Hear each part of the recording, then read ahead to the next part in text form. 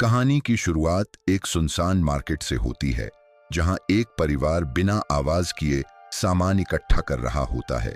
इस परिवार में ली, उसकी पत्नी एवलिन, बेटी रेगन और दो बेटे मार्कस और ब्यू शामिल होते हैं। दुनिया पूरी तरह वीरान हो चुकी थी और हर तरफ डरावनी खामोशी फैली हुई थी। यह लोग आपस में इशारों से बात करते थे, क्योंकि जरा सी आवाज मौत को बुला सकती थी। छोटा बच्चा ब्यू एक खिलौना रॉकेट देख लेता है और उसे लेने की जिद करने लगता है। ली उस खिलौने की बैटरी निकाल देता है ताकि उससे आवाज ना निकले, लेकिन रेगन चोरी से वह खिलौना वापस ब्यू को दे देती है। घर लौटते समय ब्यू छुपकर बैटरी लगा देता है और खिलौना तेज आवाज करने लगता है। अचानक जंगल से एक भयानक मॉन्स्टर बिजली की रफ्तार से दौड़कर आता है। वह मॉन्स्टर ब्यू को सबके सामने मार देता है और परिवार टूट जाता है। 1 साल बाद परिवार ने इस खामोश दुनिया में जीना सीख लिया था। ली अपने घर में एक सीक्रेट लैब बनाकर मॉन्स्टर्स पर रिसर्च कर रहा था। उसे पता चलता है कि ये मॉन्स्टर्स पूरी तरह अंधे हैं, लेकिन उनकी सुनने की ताकत इंसानों से हजारों गुना ज्यादा होती है। हल्की सी फुसफुसाहट भी उन्हें इंसानों तक पहुंचा देती थी। उनकी चमड़ी इतनी मजबूत थी कि गोली भी असर नहीं करती थी। ये जीव उल्का पिंड के जरिए अंतरिक्ष से धरती पर आए थे। कुछ ही दिनों में इन्होंने पूरी दुनिया तबाह कर दी थी। अब इंसानों के बचने का सिर्फ एक ही तरीका था, पूरी खामोशी। ली अपने परिवार को बचाने के लिए हर दिन नई तैयारी करता रहता है। ली ने घर के चारों तरफ कैमरे और सुरक्षा सिस्टम लगा रखे थे। घर के अंदर चलने के लिए खास रास्ते बनाए गए थे ताकि आवाज ना हो। ली ने एक अंडरग्राउंड बंकर भी बनाया था जहां वह रिसर्च करता था। उसे पता था कि उसके इलाके में 3 मॉन्स्टर घूम रहे हैं। दूसरी तरफ एवलिन प्रेग्नेंट थी और जल्द ही बच्चा पैदा होने वाला था, लेकिन इस दुनिया में बच्चे का रोना बहुत बड़ा खतरा बन सकता था। इसलिए उन्होंने बच्चे के लिए साउंड प्रूफ बॉक्स तैयार किया। रेगन बचपन से सुन नहीं सकती थी और खुद को कमजोर समझती थी। ली उसके लिए नया हियरिंग एम्पलीफायर बनाता है। जब रेगन उसे पहनती है तो पहली बार दुनिया की आवाज सुनकर रो पड़ती है। रेगन आज भी खुद को अपने छोटे भाई ब्यू की मौत का जिम्मेदार मानती थी। उसे लगता था कि उसी की गलती से उसका भाई मारा गया। वह अपने पिता की मदद करना चाहती थी, लेकिन ली उसे दूर रखता था। ली को डर था कि रेगन की गलती सबकी जान खतरे में डाल सकती है। एक दिन ली अपने बेटे मार्कस को मछली पकड़ने ले जाता है। रेगन भी साथ जाना चाहती थी, लेकिन ली मना कर देता है। यह बात रेगन को अंदर से तोड़ देती है। उसे लगता है कि उसके पिता उससे प्यार नहीं करते। दुखी होकर वह अपने भाई की कब्र पर जाकर बैठ जाती है। उधर घर में एवलिन अकेली रह जाती है और खतरा बढ़ने लगता है। एवलिन को अचानक लेबर पेन शुरू हो जाता है। जल्दबाजी में उसका पैर सीढ़ी पर निकली हुई कील में घुस जाता है। दर्द से तड़पने के बावजूद वह आवाज नहीं करती, लेकिन उसके हाथ से फोटो फ्रेम गिरकर टूट जाता है। उस आवाज को सुनकर एक मॉन्स्टर घर तक पहुंच जाता है। एवलिन डरकर बेसमेंट में छुप जाती है।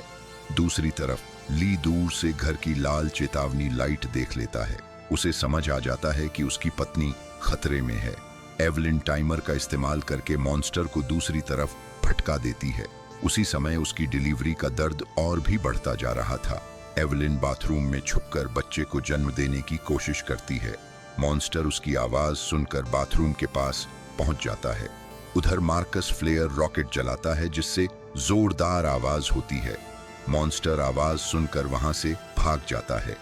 इसी मौके का फायदा उठाकर एवलिन बच्चे को जन्म दे देती है।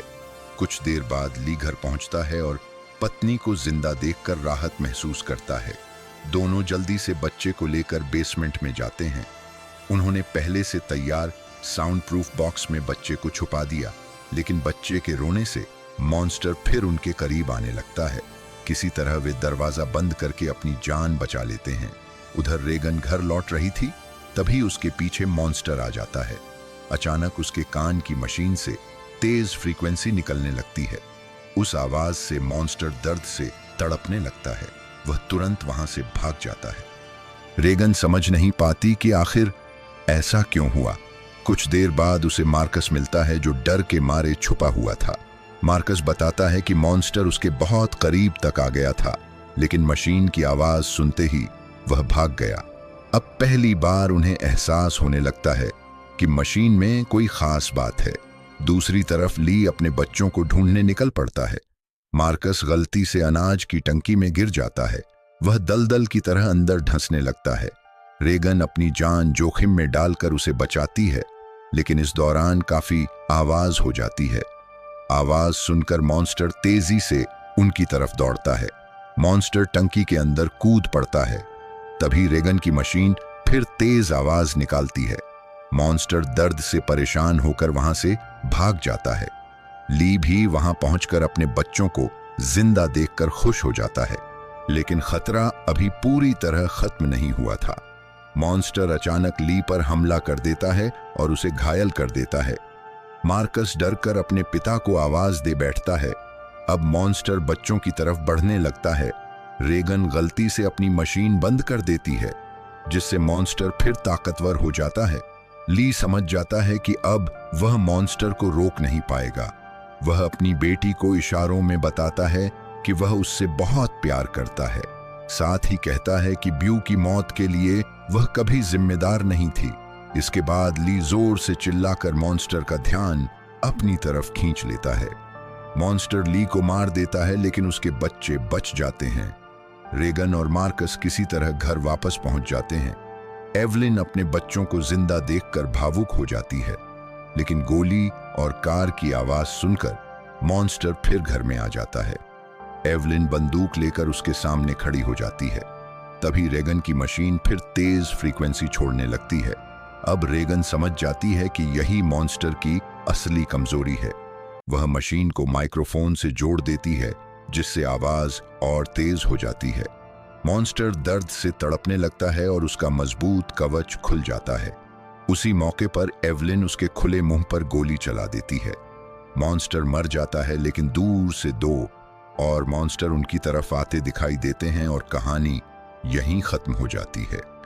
अगर आपको यह कहानी पसंद आई हो तो वीडियो को लाइक करें, चैनल को सब्सक्राइब करें और बेल आइकन जरूर दबाएं।